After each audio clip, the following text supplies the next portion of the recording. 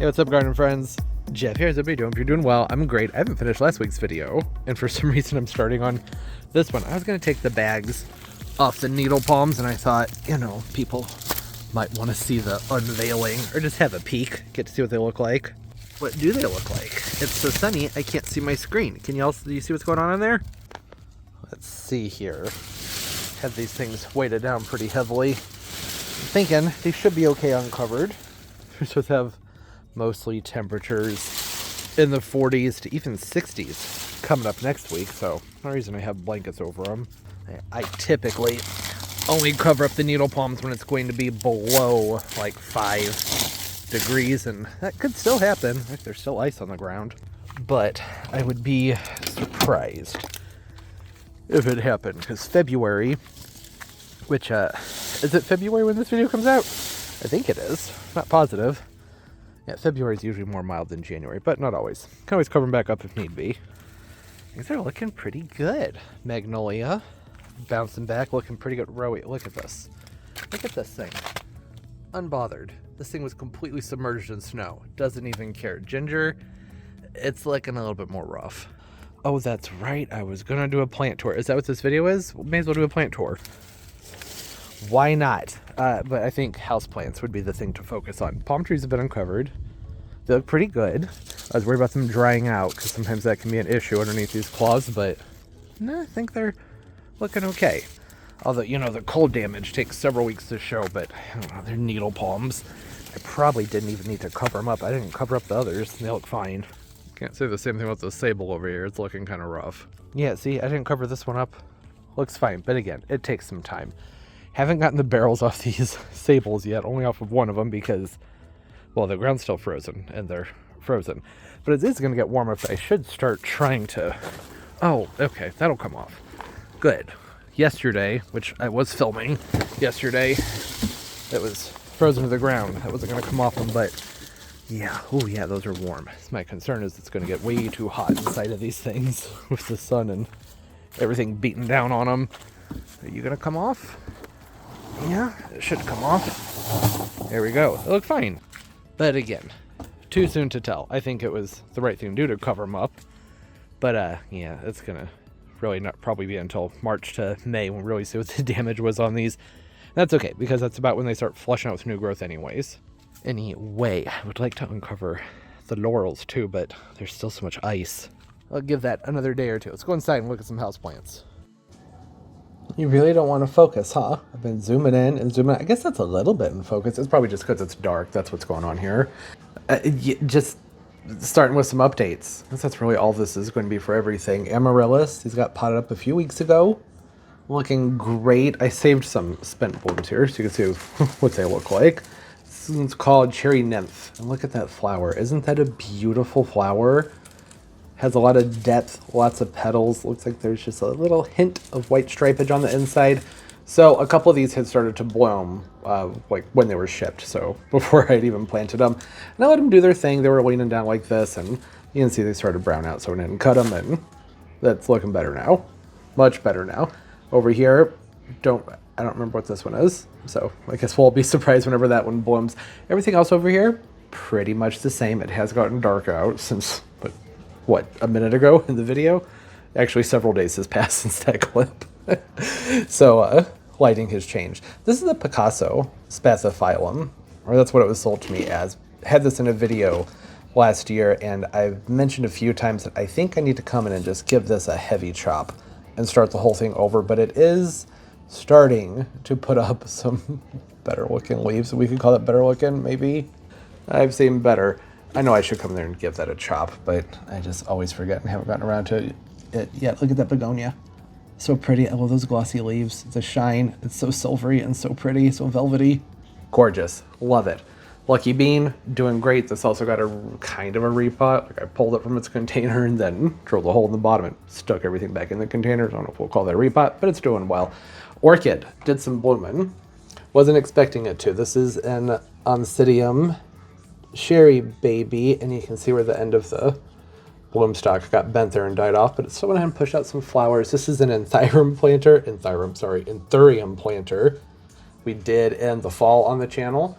It's doing well. Got some nice growth coming up here out of the Aspidistra. Not a lot, but a little bit. Wasn't much in there at all when planted this up. That was also in a video. This one is the Hinata Rook. It's usually called Tokyo Skies or Tokyo Skyline. Very pretty Aspidistra. Azalea. This is in a video prior to this one. I just picked this up so I could do the video on them. That's it. I don't really have big plans for this plant. And then the Dragon Scale Peperomia. Look at that. Look at, I love that foliage. It's so pretty. I think that it's time to get that one a new bell. Could definitely use a bigger bell. Okay, zoomed through the garden window. Did that very quickly. Now, out to the grow space. Big change in audio. I know, a lot of background noise. It warmed up and now it's cooled off again, so I need those fans to stay on to keep things moving. I just realized these turned off. These turn off automatically, and it's really starting to get under my skin. The switch is on. That's an extreme zoom of a very dirty switch. Yeah, so I have to use the remote to turn them on. This went to the other one. That's why you couldn't see what happened there. Never mind that bamboo plant. Not bamboo plant, the Jersina. That's for a project that's upcoming. Got it on clearance. So yeah, like, and it's not, I don't know. I would think it'd be like every 8 hours or so. That's when they would shut off. But they just kind of seem to do it at random. I'm sure it's not at random, but sometimes they'll run for a few days, turn the lights off and everything, but the fans will, and then they just turn off, whatever. It helps blow the warm air down. Everything in the grow space is looking pretty good, except for, do I start with what's not looking good? And then just get it out of the way? It's not gonna be a surprise to me. The coconut palms, they hate me. They're miserable. Not shocked by that at all. The coconuts, as we know, talked about it many times on this channel, they just don't like being indoors. And I have struggled a lot with keeping them hydrated. I went very heavy on the drainage with these when I potted them up over the summer. I repotted some of these during the summer. Some of them I have had for a couple of years. And I think maybe I went overboard because I can't keep them watered. I'm trying my best, but they need to be watered about 2 or 3 times a week, and I just don't have that kind of time. I keep forgetting. So they're not looking great, but they are all starting to have some rebound. So they all went like steep downhill when I brought them inside. They did not like being moved into the grow space, but you can see here, got some new fronds opening up on this one, have a new frond down here, and a spear that's putting out fairly rapid growth on this one. Lots of mealybugs. The mealybugs have been loving this spot, so I've just been doing my best to spray them about once a week. It's only so much you can do. I'm hoping for another warm day to come around. Then I can just move them outside and blast them and spray them real heavily. The proximity to the water and the fish and everything, I just have to be really careful with the sprays. So right now I'm just using alcohol and soap to try and get that off. And those are still things that you really shouldn't get into the water, right? So I have to be really careful. But anyways, yeah, they're rebounding. Like this frond right here, it looks bad, but it's still got some green in it. So there's still some hope. Looks terrible, but there's still some hope. Things that are here, this is nice and green. Does that make you happy? That looks so much better, doesn't it?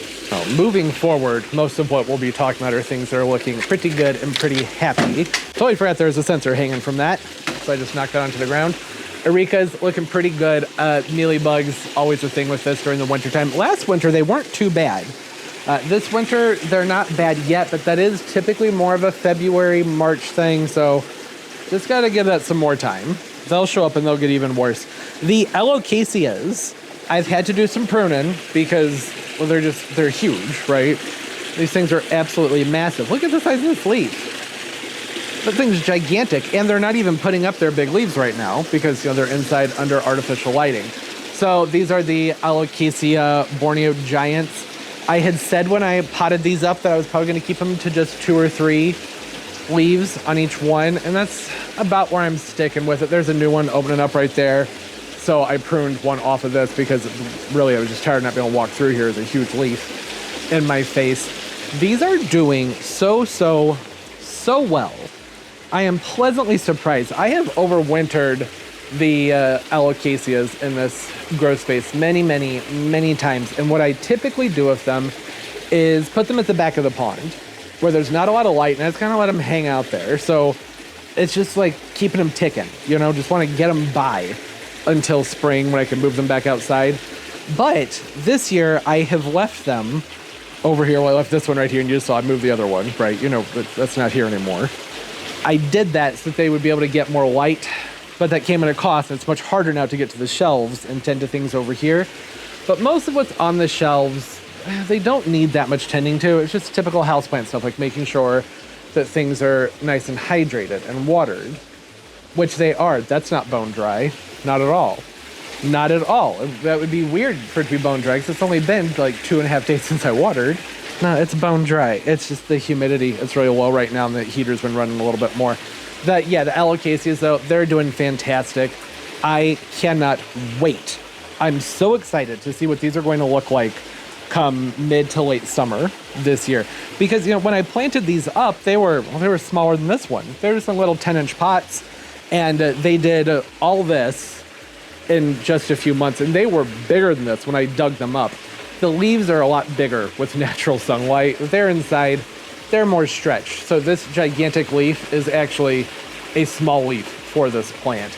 Leaves on these get huge. So these will have an even bigger start to kick off the year with. So they should be even bigger. They're starting to get their little pseudo trunks down here, which has been the only thing that's had me a little bit puzzled. I've been thinking that I should probably get someone to come out here and help me adjust these and stake them so that little trunk is what we'll call it can grow nice and straight. Right now it's just leaning against the edge of the container. It's doing that the other one too.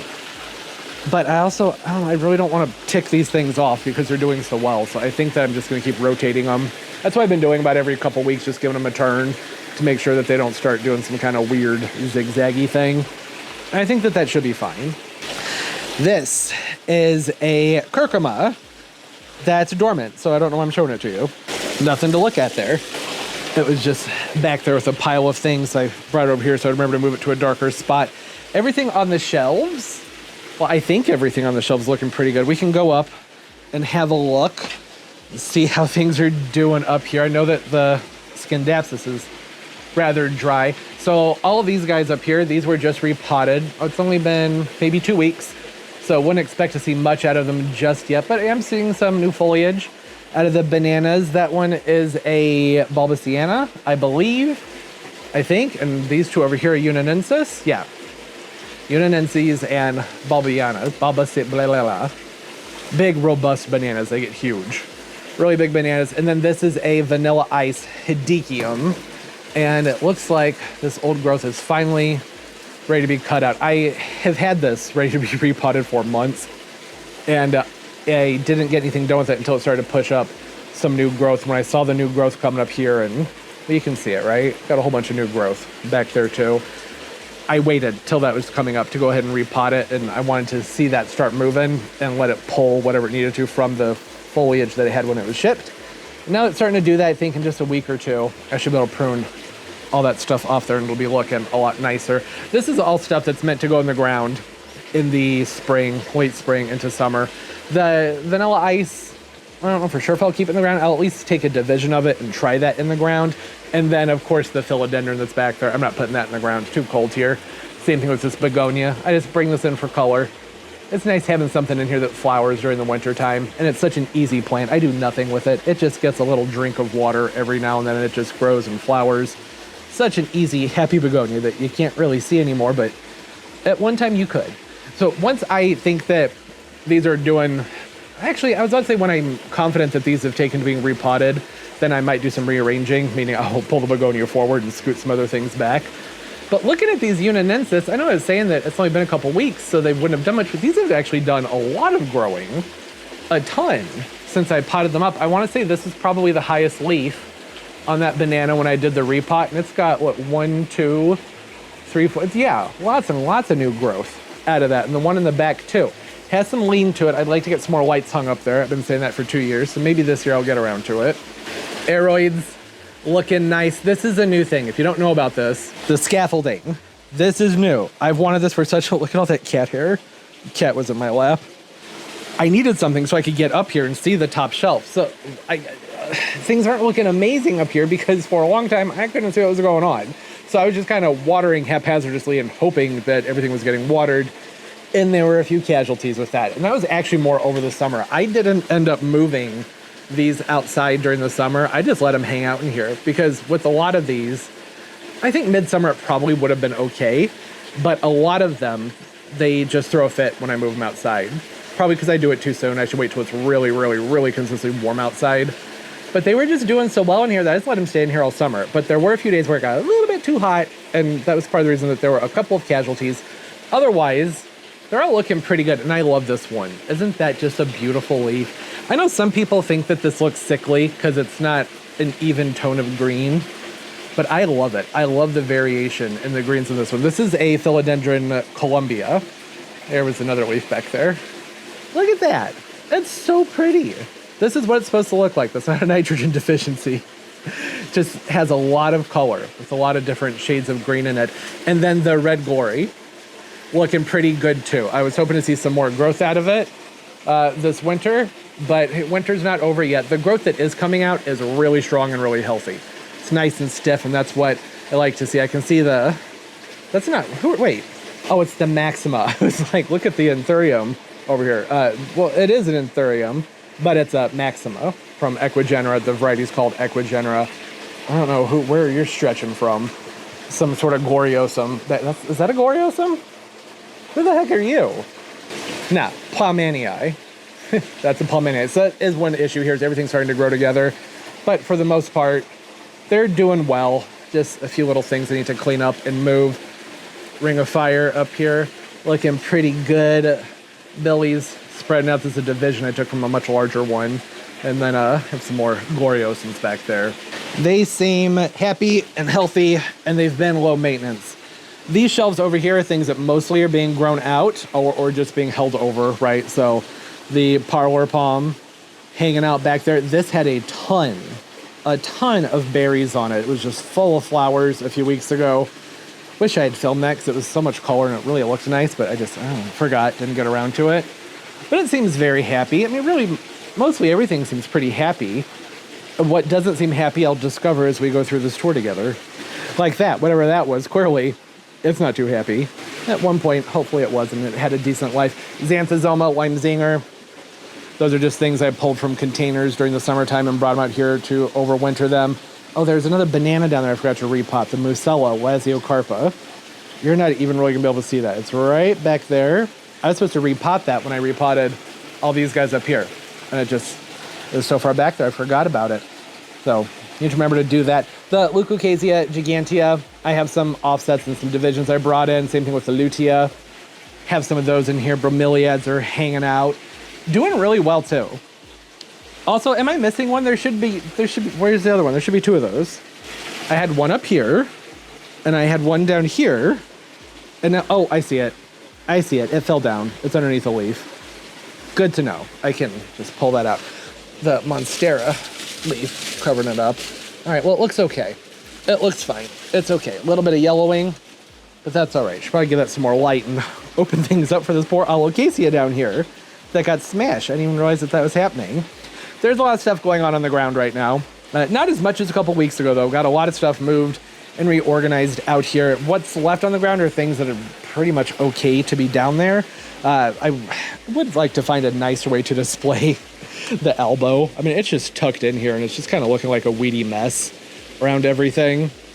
But it seems happy. You know, if it ain't broke, don't fix it kind of thing. So I'm just kind of like, I guess I should leave it alone, because it's growing very, very well, and I'm not doing anything with it, so I don't know. I don't want to kill it. Sometimes when you move a plant, it throws a fit. These are pretty sturdy, though. I think it would be okay. The Mandula Pothos. We put this on a plank. I don't need to yell. I'm mic'd up. I forgot about that. What, a year and a half ago? And it's just now starting to grab on with some really pretty foliage. It took it a long time to grab on because I didn't put any type of moss or wicking cord, really anything on that wood to encourage it to grab onto it. So it wasn't until summer when it was outside that it started to grab on because precipitation and the sprinklers were hitting it, and then it was like, oh, let me grab on. And it started growing up the sides and looking really pretty. So this plank, this is actually from an umbrella holder that I got at Home Goods years ago.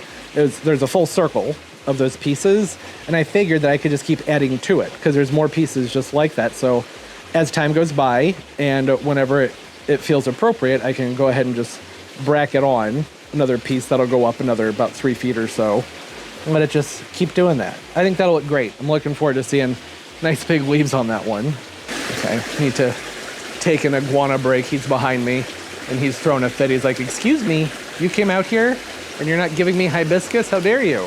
Okay, I gave him some hibiscus. That is also why this hibiscus is looking so bare, because I pluck off of it all winter long to feed the iguana. There's another one down here. I need to do a rotation. So this one got plucked through completely, and you can see it starting to flush back out. And I really should. I don't know why I didn't do this, because it was around the holidays, that's why. But I should have come in and cut this way back to encourage more branching and everything. I forgot. This one, is this the First Lady? Is that what it's called? The pink one? First Lady. Yeah, this one had beautiful flowers on it. So I'm happy that I overwintered it, even though the bulk of the plant has been going to feeding the iguana and the tortoise in the house. That's okay. It's just going to keep them growing, keep them more profuse. But I should grab my clippers and come in here and shear this back, because all this stuff up here, that's dead. No reason to keep that on the plant. May as well cut it and let it get going again. What I would like to do is find enough room on one of these shelves to go ahead and rotate these through. So as the one over here is ready to be moved and they get bare, I can switch them over there and bring them back. Do you know what I'm saying? You probably get it, a rotation. It's exactly what it sounds like. Oh, variegated Christmas cactus. Actually, a Thanksgiving cactus, you know, not the same thing. But this got potted up a couple years ago, I believe. And it's starting to take off. It hasn't done a lot. Sat around pretty still for a long time. It's looking better, which I cannot say about this Creepin' Jenny over here. This Lismachia, it was doing absolutely fantastic, and I loved this variety. It had really pretty, glossy, thick foliage, and I don't know what happened. The only thing I can figure is that it didn't like the change. It was hanging right here, and I moved it to hang right there. And then 2 days later, it was dead. Why? I would think maybe too much water, because there's a drainage port up here where this water drains down to this level, which is why the vanilla orchid is typically so happy. But it's in a self-watering container that I also have holes drilled in so that it can't fill up too deep. So I don't know. I really don't know what happened there. Oh well, we tried to get another one next year. It's just an annual. I wanted to see if it would overwinter well, and it did until it didn't. Other stuff on the shelf is looking good. The vanilla orchid. Look at all the growth on this thing. I don't know why I'm even showing you everything down there. It goes up and around. It's all over the place. There's pieces of vanilla orchid. Look, all the way down there and over there. It's growing up and down and around and going back into, I mean, look at, come on. Look at that. It just keeps going. It is so happy. I would imagine at this height and the size and age, should get some vanilla beans out of it this year, but can't say that for sure. But I would imagine probably will. A lot of the climbers are really happy out here right now. I get a lot of crap about this plant in every single video, and I always have to explain that what you're seeing is just the base of this plant. And actually, you may not even be able to see it because well, it's somewhat covered, and the Scindapsus was in front of it. So this is my Cebu Blue Epiprinum. Yeah, I know, it doesn't look so hot down there, but here's the thing. That's just the base of the plant. I know I can go in there and clean up the leaves. It's fine, it doesn't bug me. It's so happy. And it's not just because of that, it's because of that, which goes all the way up there. Yeah, can you see that? Look at it. It's all the way up to the ceiling. It's not fenestrating yet, but I bet it will soon. And I'm probably just going to let it keep doing that. It's been doing that for a couple of years. Probably not great for the drywall, but it looks cool, so whatever. I know how to drywall if I need to rip something up and replace it. Not a big deal. I put all this drywall up as it is. Didn't do a great job. It was my first time drywalling, so you can rip it up and I can fix it and make it look better next time. The begonia, oh, looking so happy. I think does it have a flower on it? Or is it just a really colorful leaf? It's just a colorful leaf. Well, that's okay. You don't grow this one for the flowers anyways. Look at those freaking leaves. Isn't it just fantastic? Look at all the dots. Looks like somebody took a metallic paint pen and just went to town. And the undersides of the leaves are that really pretty kind of flamingo-esque pink color. This is a double dot. That's what it's called. Double dot begonia. So it's a whitey eye with extra dots. That's all it is. But it looks cool. And it's been a very vigorous grower. I have some clippings of this that are in a garden thing upstairs that maybe I'll show in this video. I don't know. I haven't decided if I'm going to do updates on those things just yet. But those are doing really well too. So it's performing just like it's supposed to. Being a begonia, whitey eyes, it is very prolific. I need to grab my clippers. Okay, that's better. I couldn't just keep looking at this. It's gonna drive me crazy. Gotta get that off of there and hope that I can reach far enough back there to get that out. There we go. Yeah, Pedicium, Tahitian Flame. One of my favorites. Talk about it every single time. The variegation on this one is just spectacular. The flowers last a really long time on it. And look, it's still blooming. Like this one hasn't even started to open yet. So this has had flowers on it all winter long. And typically these are plants that I let go into a full dormancy during the winter. I cut them back and just stick them someplace cool, dark, and dry. But this was doing so well that I thought, well, I guess I'll just leave it and let it keep doing its thing. It's still flowering and still smelling really nice, so why cut it back other than to keep it programmed properly for when I divide up and put it in the ground? But that's an issue for another time. The plants know well enough when it gets cold and the light changes outside to go ahead and die back. Getting lots of new growth out of it, so this is going to be an absolute stunner for 2025. And I need to bump this up into a larger pot, right? This is, I mean, it's a 12-inch container down there, but it's growing. It seems so happy. I don't want to kill it, which I know I'm not going to kill it just by repotting it, but it's just not the right time of year. Do you know what I mean? It's really something that should wait until the springtime.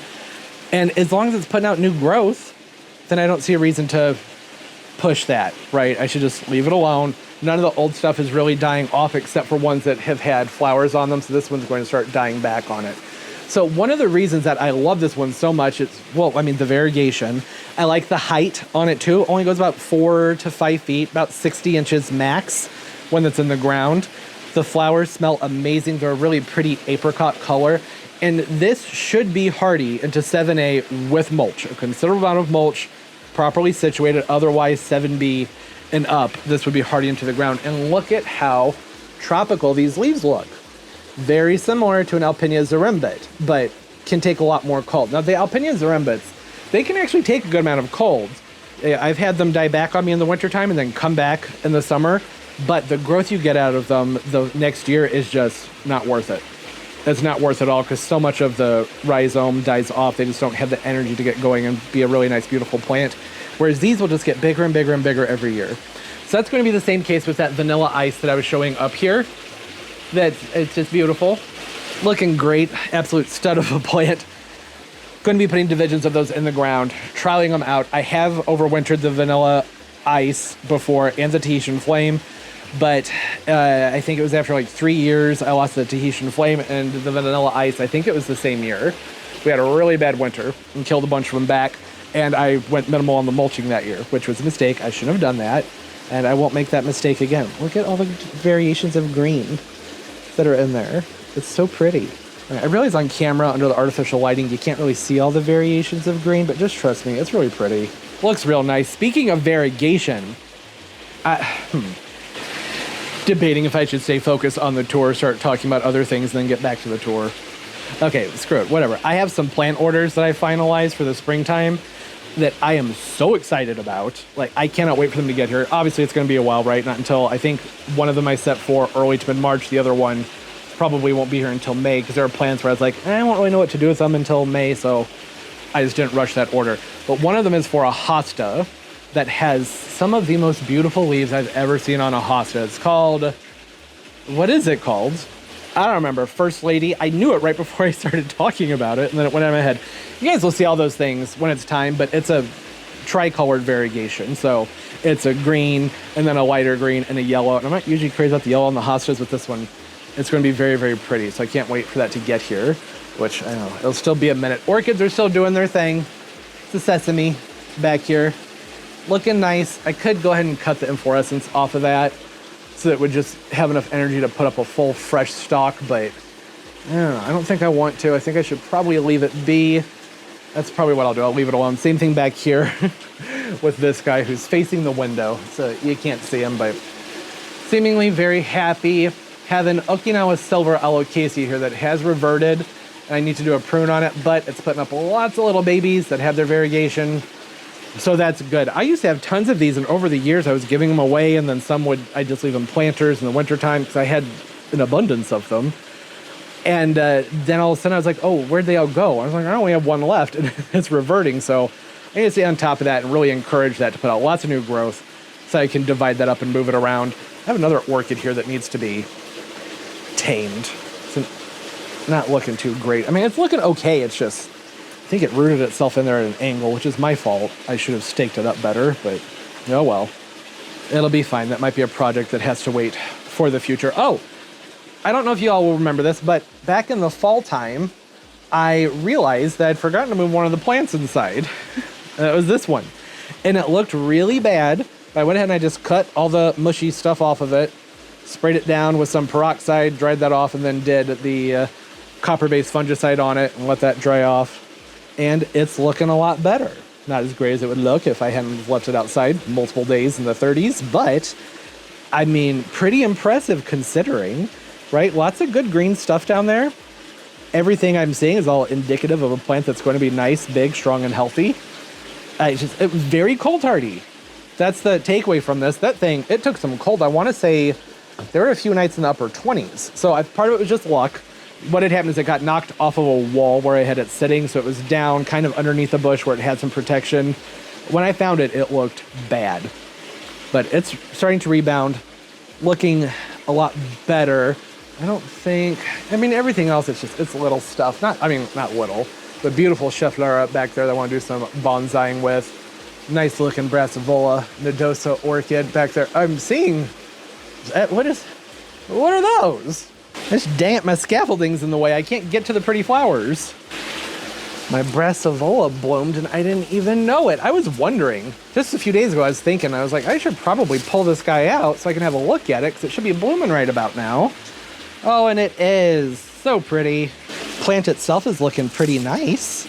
Look, got some more buds coming up right there. A few mealybugs. That was the main reason I wanted to pull it out, was because it's been sitting back there for a long time. Oh, so nice. So much color. This is a Nodosa crossed with, I don't know. I don't remember. And the tag apparently faded over the summer while it was outside. So it's a very pretty Brassavola cross. Very, very pretty one. And it's done a lot of growing. Had this one for several years. Actually, I'd say this summer would probably be the right time to go ahead and divide this one up. I could get in here and make a few different cuts. I like a nice big bulbous clump of orchid though, so I think I won't do that. Maybe just give it a repot. Maybe just some fresh soil so it's not bumping up against the edges like you can see right there. See that? Yeah, that's not great. That means it's right about at the end of the life for this container. But I don't want to divide it up, I don't think. Excited to see some more flower buds coming out of there. It looks like there might be some more sheaths that might do something in there. That's exciting. I should really stick this back in the window, but I also need to get in there and clean those mealybugs off, so I'll hold off on that. Anything, oh, well, the Fridex. You can't forget about these beauts. Okay, that's an old leaf. Don't judge that leaf. Look at this one. Ah, beautiful. Beautiful variegated leaf, the Fridex, variegated. I think my favorite of all the variegated Alocasias. I love the shades of white and green that you get with it. Obviously not as vigorous as a regular Fridex. Got these as teeny tiny, itty bitty little pathetic plants last year, and they took a long time to grow out, but they're doing their thing now. I'm glad I saved them. I was gonna just toss them with the annuals, and that would have been a stupid thing to do. But in the fall, you know, when you're moving all the plants inside, it can be tempting sometimes to just be like, whatever, with some of the little things. I'm glad that I didn't do that because, well, no, I wouldn't have these and I'd have to start all over again. And they're not all that cheap. Prices come down, but typically when you get them, you're getting them in a little plug and you gotta grow them out. It'd be a shame to have to start all over with that. Fun succulent. I love this one.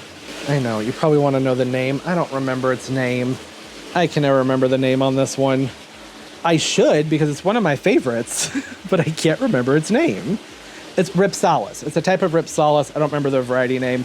There's some impatiens popping out the top. I'm going to let them do that. I have no problem with that. To keep them pruned down so that they can flower and look nice. Bottom shelf, I have some things that need to be repotted, some things that are overgrown, little sable palms, some yuccas, and then the bird's nest fern, which is not looking too happy. Need to do something with that one. Usually a pretty happy camper in here, but I just started throwing a fit a while ago. I might need to give it some more water. Mother and daughter, also sometimes I think called the spoon croton. I thought I had lost this one completely. and it rebounded for me last summer. And it's looking great. I have actually intentionally kept it in this more shaded spot because last year I had it up here on that shelf and it was not happy. It completely defoliated. It almost died. So I said, screw it. You can just hang out over here underneath the freckles. Freckles will protect you. And it has. Freckles is great. Also somewhat hidden, a lot hidden actually, by the Monstera. Not great. You can see some mealybug in there. I got to do some twisting and some moving. I already did, and I thought that I'd done enough, but apparently not. The tie is just a beast. This thing is freaking huge. And I have so many plants in here with big leaves. It's hard to even show you, but you can see it goes all the way over here, goes down there, and it's all the way over in here. I'm tempted to just come in and prune off those lower leaves there because they've been nothing but trouble. So may as well cut them off. They have some damage on them anyways from the drought during the summer. And that would let a lot of air move through here and be a lot better for the other plants that are over here that this is kind of encroaching on and suffocating. But instead of complaining about the Monstera, let's talk about how beautiful it is. Just opened up a new leaf. Got a nice big chunk of variegation on it. You can see the windmill palm right behind it. It seems to be doing well. Would like to move it back outside, but I'm probably gonna wait a couple more weeks on that. Everything over here, well, you guys see this stuff in every video. You don't see this stuff down here that often. Beautiful agave. Isn't it beautiful? This is the focus and stay in frame. Joe Oak. Variegated agave desmontiana. And then I have the Galactic Travelers up here, which I'm obsessed with. I love, love, love the steely blue color on the inside of the foliage with that lime green on the outside. One of my favorites of the tropical agaves. I was on the fence about keeping them this close to the pond, but they seem okay with it. Their growth is a little bit stretched, but considering, I don't think it's that bad. And it won't be that long until I can go ahead and push these outside either, because they can take a little bit of cold. We don't want to keep them frost-free for the most part, but I think that I could move these back outside in about 2.5 months and start scooting them out and bring them in when it gets really cold. Well, they'll be able to get adjusted to the sunlight better and maybe rotate some things around over there. I don't know. I'll make it work. They're great, beautiful. I don't know if you remember the video that I got these in. It was, I don't know, July, maybe September of 2024, and they were small, like, maybe bigger than that, but way smaller than this. They've been really good growers. Very happy plants. Same thing with the Tepehilote Chamadurias. I wrote it down. I always say I can't remember the name. Well, I can remember the name. I just can remember the order of the vowels and everything to make sure I'm pronouncing it properly. So I wrote it down, put tags in there. These are fantastic. A wonderful little palm to try indoors. This is only my second year with them, but so far, so good. It took them a long time to get going, like several months to get going, but they have been able to handle some drought. So this potting mix dries out very quickly. They don't throw a fit. I can water them very heavily as long as it's warm. They don't seem to mind it. They prefer things more on the moist and humid and warm side, but they've been really versatile, which, you know, versatility is what usually makes the point for a really good houseplant. So I would recommend giving these a try. If you can find them, they're fantastic. Have two of them here. Got a nice inflorescence coming up out of the trunk on this one. See how cute those little trunks are? So stinking cute. This one's got a nice little kink to it. Fun looking plants. The coconut orchid. I've been wanting to move this because I have always kept the coconut orchid over here. It's always been so happy. So I really should maybe do some culling and rearranging so that it can go back over here. But it's been doing okay over here. It's not a very demanding plant. The main thing is when it's not getting a ton of light. With any of these plants, is to remember to not give them too much water. This one, I think, had a little false spring happen with it, and there were some flowers in here a few weeks ago, which is unusual. Here's some down here. You can see that right there. Very cute little red flowers on this orchid. Called a coconut orchid because the fragrance is kind of a sweet vanilla coconutish fragrance to it. But for me, these have always been pretty routine with their blooming. Like generally somewhere between March and mid-May, they put on a big show. Or by big show, I mean lots of those tiny little dinky flowers set on the inside. And it smells so good. So I was surprised to see it push out flowers so unexpectedly, but it didn't do it on the whole plant. So it's not really anything to be concerned about. There are some orchids like, well, brassavolas, where they may flower a few times a year. A lot of the oncidiums a lot. Well, yeah, a lot of the ones that are commercially available will bloom a few times a year. The Phalaenopsis a few times a year.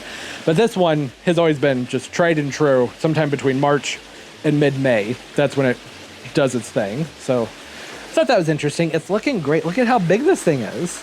I've had this for such a long time. If you want to try orchids, this is a great one to try. And actually, same thing with the Brassavola over here, because they aren't all that demanding of water.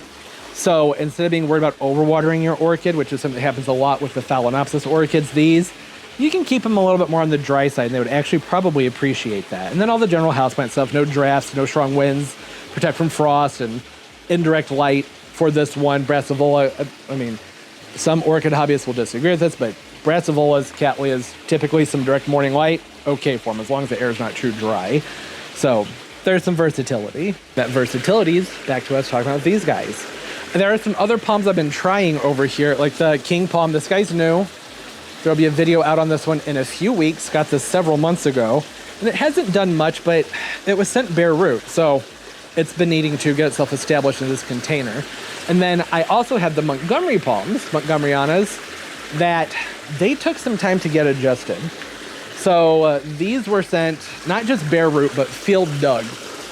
And they were fairly chopped up at the roots, so they had a lot of recovering to do.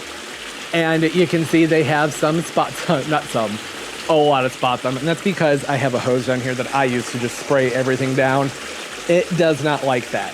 Okay, so if you have one of these and it's indoors, you're using pond water, be careful with that, because a lot of those spots, you know, it could be funguses and stuff like that. Not ideal, but it's growing. That was the whole point there. It is growing.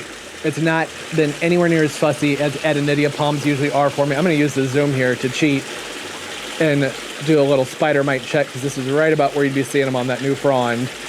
You'd be seeing the webbing. Obviously, that's not close enough to get in there and like actually look for spider mites, but the webbing is usually right along the edges of where that frond is opening up. And I don't see anything, so that's a good sign. It seems pretty happy to me. They've got really cute little trunks on them. Maybe not quite as colorful as a palm like an Adenidia, but Adenidias just suck to grow indoors. They are terrible houseplant palms. That's why I've been trying out the Tepilotes and then the Montgomeryanas and the Gossia palms, because I want to find alternative smooth trunked palms that will be better suited for indoors. So I'm going to be giving these a few years, and you'll be able to stay updated with how they're doing. And this is how they're doing. It's pretty good, actually. I'm really pleasantly surprised, especially because this location, there's a lot of warm, dry air blowing from that heater. And the humidity in here is typically between 60 and 80%. There's a big swing there. It just depends on how cold it is outside. The colder it is outside, and the more the heater needs to run, then the drier the air is going to be. If I've just watered, then it's usually pretty humid in here. If we're good, like 48 hours afterwards, if not longer, so that makes a big difference as well.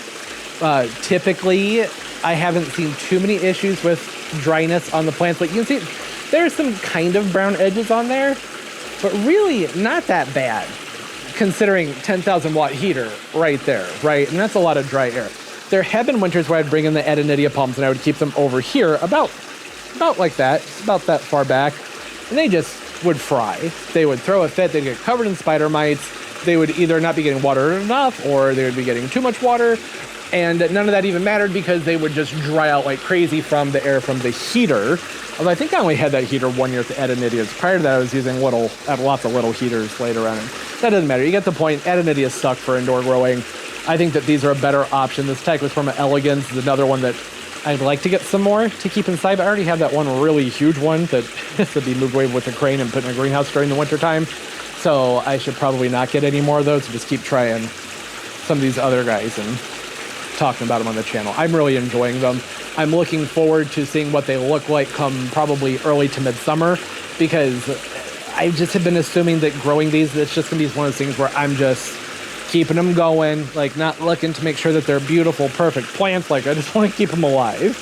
But my bar for them is higher than say it is for like the coconut palms.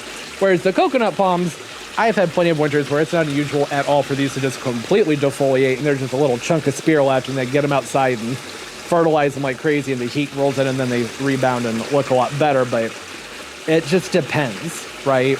With those coconuts, they're a gamble palm. They really suck. These suck so much more than Adenidia palms to keep inside. But I do it anyways because they're adorable. They're so stinking cute. They look great in the landscape during the summertime. Whereas these, you get it. We've talked about those enough. Time to move on to something else. I can't remember what though. Let's see. As far as some of the smaller plants go, the Gymnocalaciums looking great. Is that bright enough? Do you guys need some more light? I have a light behind me. Does that help at all? A little bit. More shadow, but you can also see more color. Looking pretty good. I keep these very dry during the winter time. It's one of the reasons I have them over here on the table. I had them over here on the shelves and they were just getting way too much water. Sometimes the shelves, they have plugs in them that I put in them that I can raise and lower. So if I want them to drain, I pull the plug up, and you probably know how drain plugs work, right? Right? If I don't want them to drain, I push the plug down. That's how a drain works. And sometimes I forget, and I'll let the plants have a nice long soak for like a day, which is fine. There's nothing wrong with that. It's nice and warm out here, but no more than a day. But it's not fine for cactus, right? So I almost killed these once because I forgot that they were on the shelves when I was letting the other plants they were with have a soak. The Aglaonema Selby, well, okay, that doesn't look great, but it looks better than it did. Looks a lot better than it did. This has been a plant that I do not typically grow ever because I find them to just be a huge pain in the butt because you can't let these dry out, right? They dry out for like 5 to 10 hours and they just completely wilt down. I'm not a big fan of that, but I have it because it was in a container that I really liked and I wanted the container. So I went ahead and moved this into a self-watering pot, and that has been making a big difference for it. But I did let it get a little bit too dry, but it's not wilted. It's not wilted at all. It's growing, putting up new foliage. So I would say it's happy. Just you gotta make sure Selby drinks her juice. Poor thing, desiccates so fast. If not, I keep it on the ground because up here, there's too much airflow, it dries out too fast.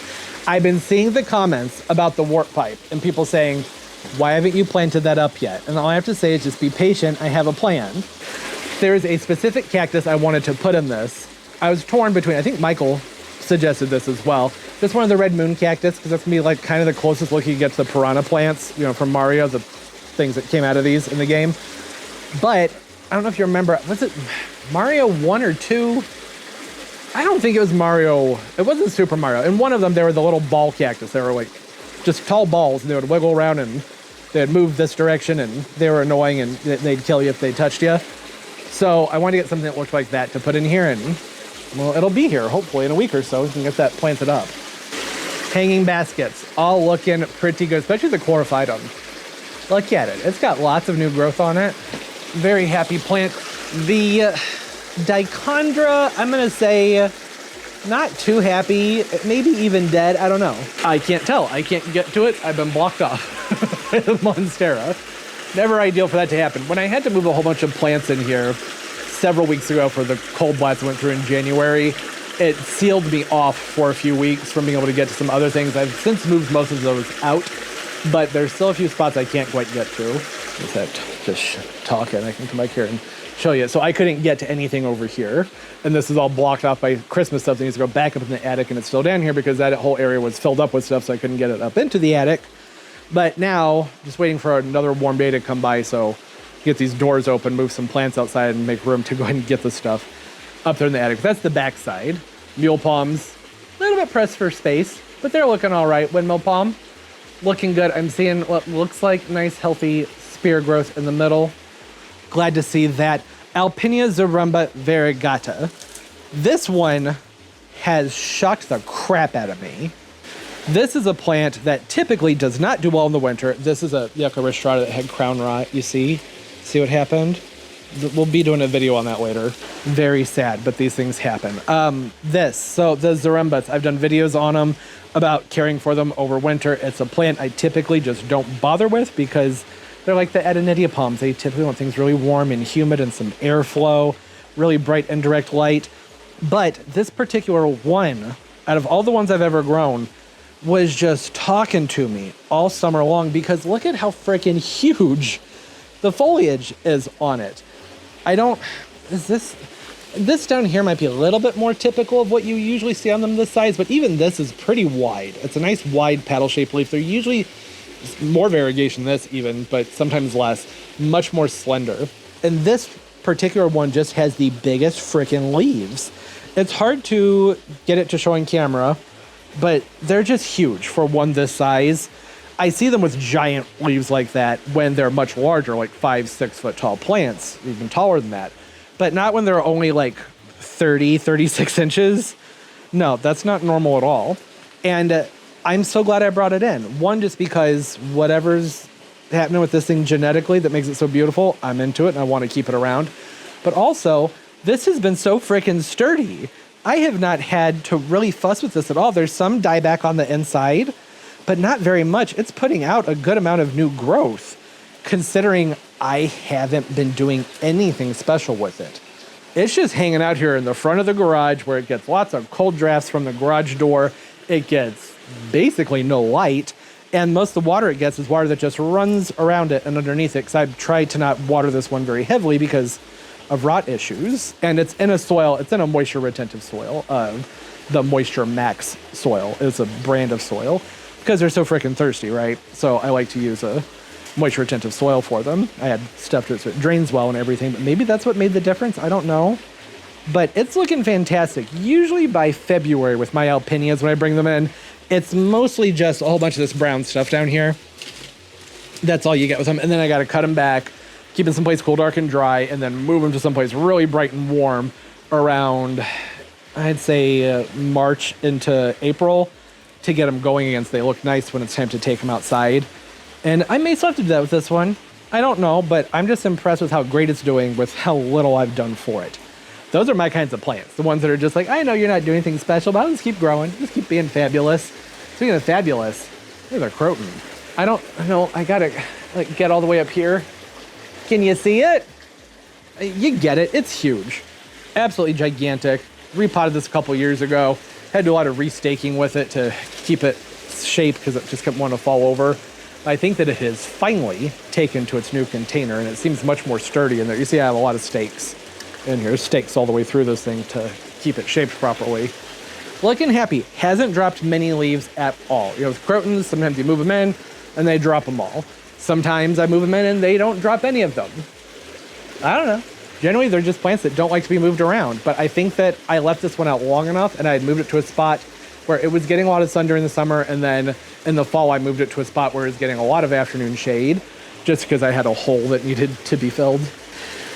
And because of that, I think that afternoon shade just kind of hardened it off and made it more ready to come inside. So no leaf drop on that one. The variegated sea hibiscus, different story, had lots of leaf drop on this one, and you can see it is one thirsty frickin' plant, but despite being very thirsty, it's still growing and putting out a lot of new foliage. I'm like, whatever, you just do your thing. I do my best to get the water back there to it. It's still grown, it's not dropping leaves anymore. It's completely flushed back out. So I'm gonna assume it's happy. Happy-ish, right? It could be better hydrated. I have a lot of bromeliads in here that I moved inside as well. I should probably be getting more light to these, but I don't know, they seem okay so far. So I'm just kind of doing the, I hope they're gonna be okay, because these are massive. These are gigantic bromeliads. I don't know where I would put them where they'd get more light down there. And I've used up all my volts. All the wattage is used up. I can't put any more grow lights over here, so just, like I said, keep my fingers crossed and hoping that they'll be okay. So far, so good with them. The Dracaena, look at it. I typically keep this inside during the winter, in the house, that is. But it's been doing so well out here that I was like, I guess it can just stay. Hopefully it doesn't end up becoming infected by whatever their Eureka pump's going to get infected with this year. That's another reason I didn't move it inside, actually, is because I just assumed, yep, it was going to get bugs on it because it was in here for too long before I was going to move it inside. That, and I had a beautiful ponytail palm, and then I got a kitten. Well, I had the kitten first, and then I got the ponytail palm. But I moved it inside, and then the kitten decided that it would be fun to run up and down the trunk of the ponytail palm, and just killed it very quickly. It only took like a few strides up and down that thing. Within days, the whole thing started wilting. And this is, I just feel like it's going to be the same thing with this. Those trunks, they're so cool, right? Look at these trunks. They have the coolest looking trunks on them. Those really fun, smooth trunks. But that just screams cat claws. I don't think it'd be a good idea to move it in if I don't need to, and it seems happy, so I'm just leaving it. Vinca, looking good.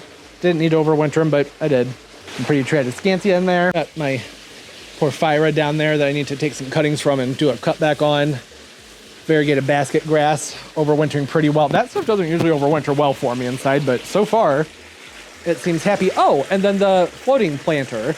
These are the Pharaoh's Dream Alocasias. They take some time to get some variegation on them, but when they do, they are stunning.